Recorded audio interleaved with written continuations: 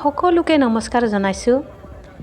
এয়া আমাৰ ঘৰৰ ওচৰৰে খৈৰাবাৰীত ৰাস চলি আছে।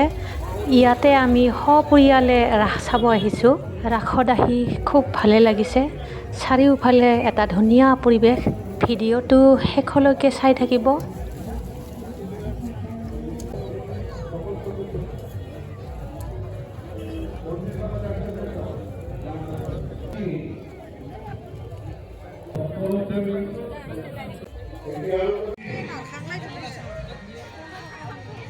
এতিয়া আমি এইফালে মূৰ্তি চাবৰ কাৰণে আহিলোঁ। মূৰ্তিবিলাক খুব ধুনীয়াকৈ সজাই পৰাই থৈছে, খুব ভালেই লাগিছে।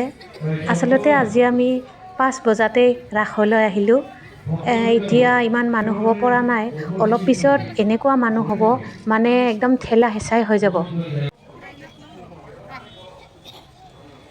এয়া আমাৰ মাইনাজনীও খুব ফূৰ্তি পাইছে। গোটেই মূৰ্তিখিনি তাইক দেখুৱাই আছোঁ, আপোনালোকেও চাওক।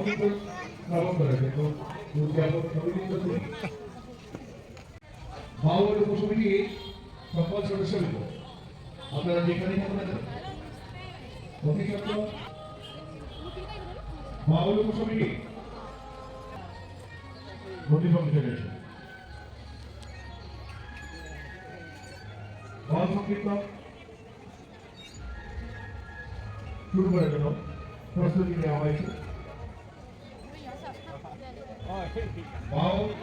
সভাপতি এবং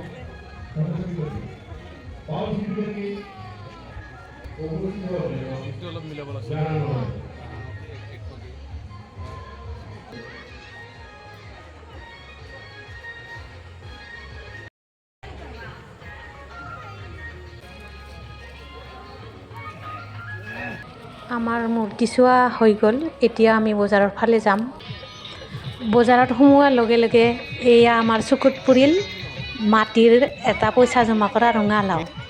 দোকানীয়ে 50 টকা খুজি আছে, আমি 40 টকা দি কিনি ল'লোঁ দে ৰাইজ।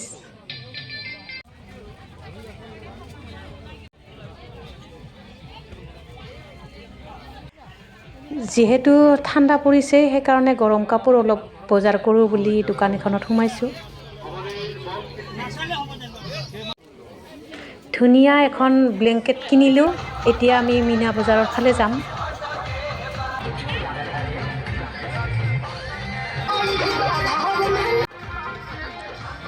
এয়া আমাৰ মাইনা প্ৰথম চকৰিত উঠিছে দেই।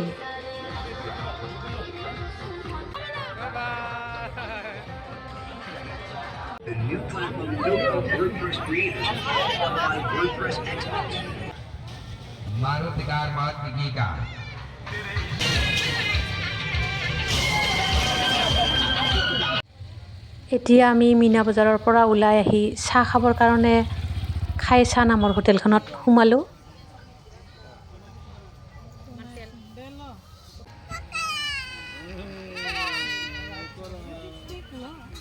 আমাৰ ইহঁতে বোলে পুলু পোক ফ্ৰাইও খায় বোলে, সেইকাৰণে এয়া আমি পুলু পোকো আনিব দিলোঁ।